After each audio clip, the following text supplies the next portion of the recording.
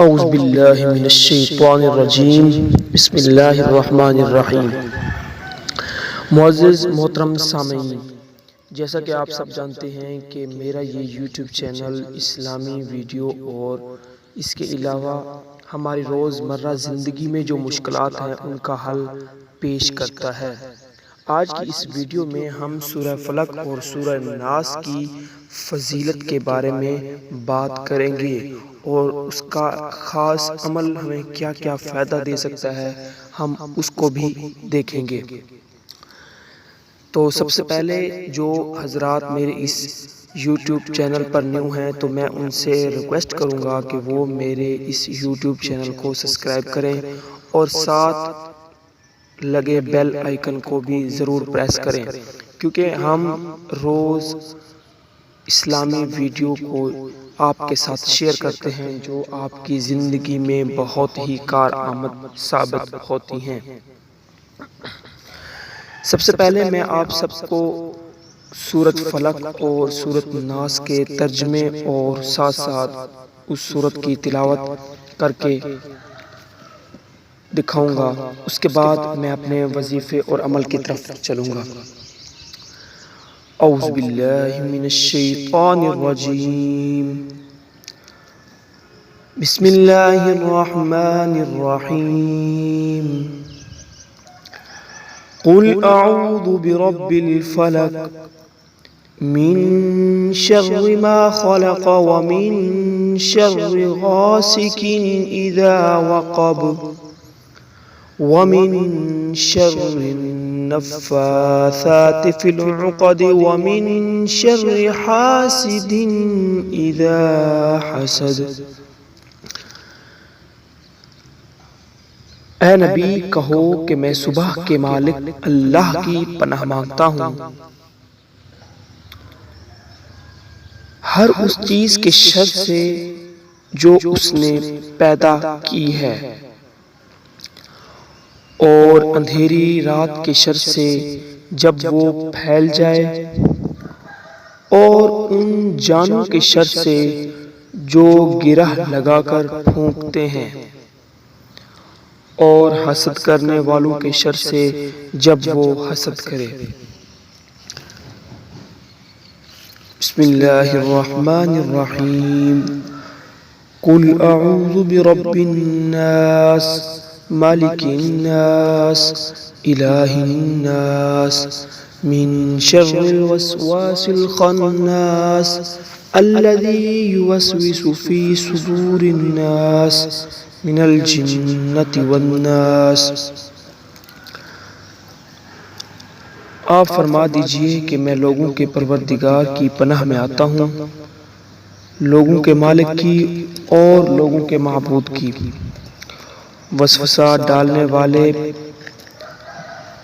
پیچھے ہٹ جانے والے کے شر سے،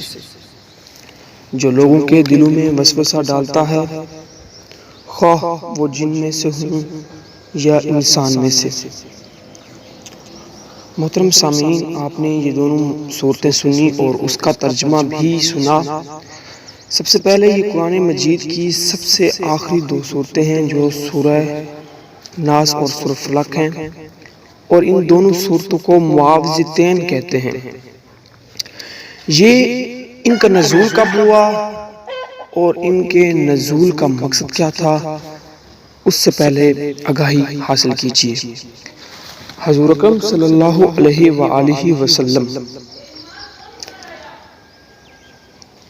جب مکہ میں تھے تو وہاں پر آپ صلی اللہ علیہ وسلم پر یہ دونوں صورتیں نازل ہوئیں۔ لبید بن عاصم نے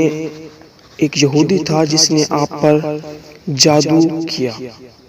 اور اس نے یہ جادو آپ کی کنگھی حاصل کر کے کیا،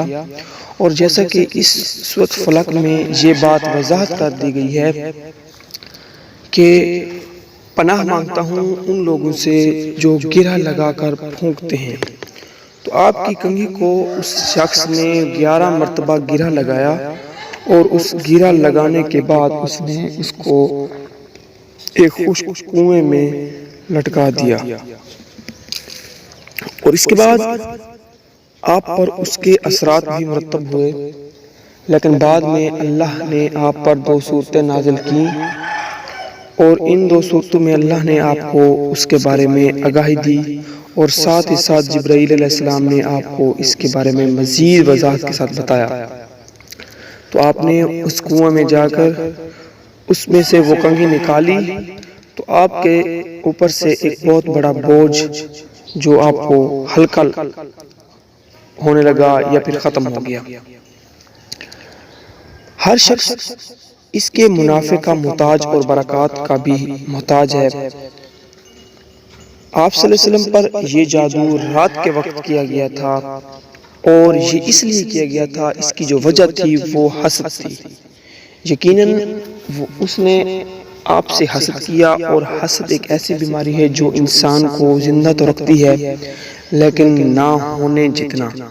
یعنی کہ ہم جب ایک دوسرے سے حسد کرتے ہیں تو ہم اس کی برتری،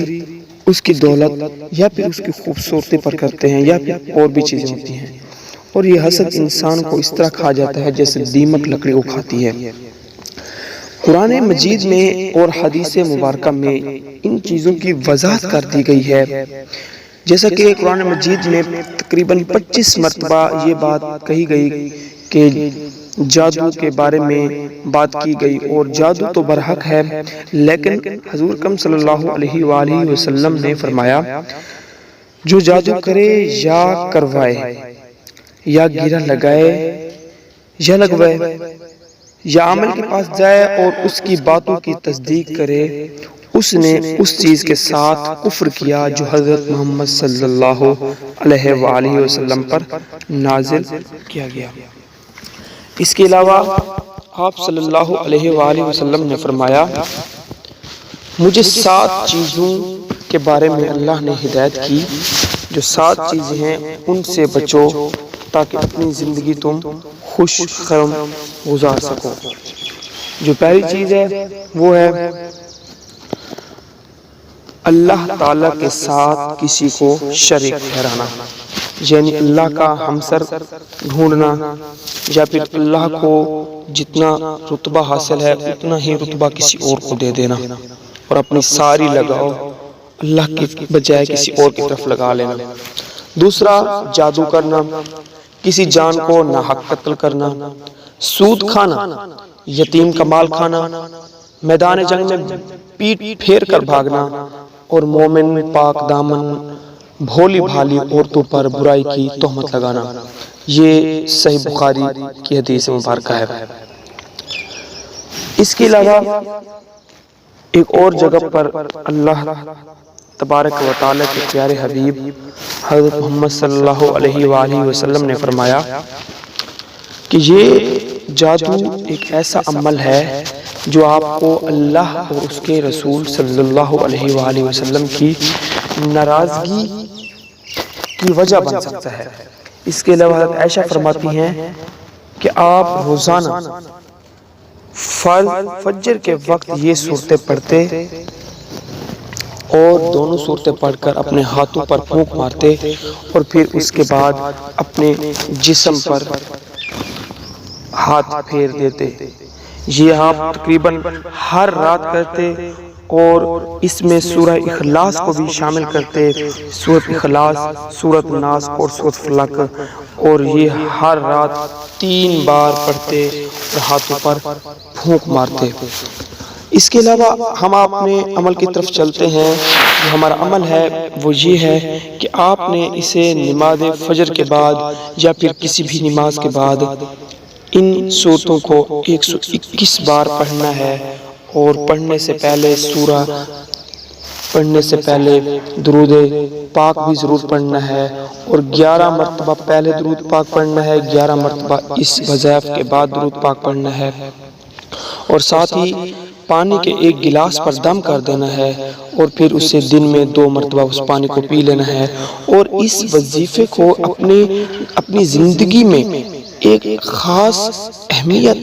دیجیے۔ تاکہ آپ کی زندگی خوش و خرم گزرے۔ اس سے آپ کے پاس جتنی بھی مسائل ہیں، جتنی بھی پریشانیاں ہیں، آپ کے گھریلو مسائل ہیں یا پرسنل کوئی بھی پرابلم ہے تو وہ آپ سے دور ہو جائے گی۔ اس کے علاوہ آپ کو جب بھی کوئی مرض لاحق ہوتی تھی تو آپ یہی صورتیں پڑھتے اور اپنے جسم پر، اپنے ہاتھوں پر پھونک مار کر اس کو جسم پر جہاں تک ہو سکتا تھا ہاتھ پھیر لیتے۔ اس کے علاوہ یہ آپ کی مرض کو بھی ٹھیک کرنے میں ایک اکثریت رکھتی ہے۔ حضرت عائشہ فرماتی ہیں کہ جب آپ صلی اللہ علیہ وسلم کا آخری وقت تھا، مطلب جب آپ اللہ کے پاس جانے والے تھے تو اس سے پہلے آپ بیمار ہوئے تو میں یہ صورتیں پڑھ کر آپ پر پھونک مارا کرتی تھی۔ تو ان باتوں سے، ان احادیث مبارکہ سے اور کلام پاک سے یہ بات وضاحت ہوتی ہے، اس بات کی وضاحت ہو جاتی ہے کہ آپ صلی اللہ علیہ وسلم اور آپ صلی اللہ علیہ وآلہ وسلم کی زندگی اللہ کے ہر کلام کے ساتھ شروع ہوتی ہے۔ اللہ کا کلام آپ کی زندگی میں کتنی اہمیت رکھتا ہے اور اللہ آپ سے کتنی محبت کرتے ہیں، کیونکہ اللہ پاک نے یہ صورتیں اس وقت نازل کی جب آپ مصیبت میں تھے، کیونکہ آپ صلی اللہ علیہ وسلم کو علم تو تھا لیکن آپ صلی اللہ علیہ وسلم پھر بھی اللہ کے اس صورتوں کے نزول کے انتظار میں تھے۔ تو یہ صورتیں نازل ہوئیں تو اللہ تعالیٰ نے آپ کو فرمایا کہ یہ صورتیں اپنی حیثیت بہت زیادہ رکھتی ہیں، ان صورتوں کے پاس وہ سب کچھ ہے جو شاید، کیونکہ آپ جانتے ہیں کہ اللہ تعالیٰ نے ہر آیت مبارکہ کو انسانوں کی بھلائی کے لیے پیدا کیا، اور یہ دو صورتیں انسان کی زندگی میں بہت زیادہ اہمیت رکھتی ہیں، اور جو خاص طور پر معاشرتی زندگی ہو، معاشرتی زندگی کے لیے یہ بہت اہمیت کی حامل ہے۔ امید کرتا ہوں کہ آپ کو میری یہ باتیں، میرا یہ کہا ہوا عمل پسند آیا ہوگا اور آپ اسے ضرور کریں گے اور اپنی زندگی میں بہتر طریقے سے رہیں گے۔ اللہ آپ کا حامی و ناصر۔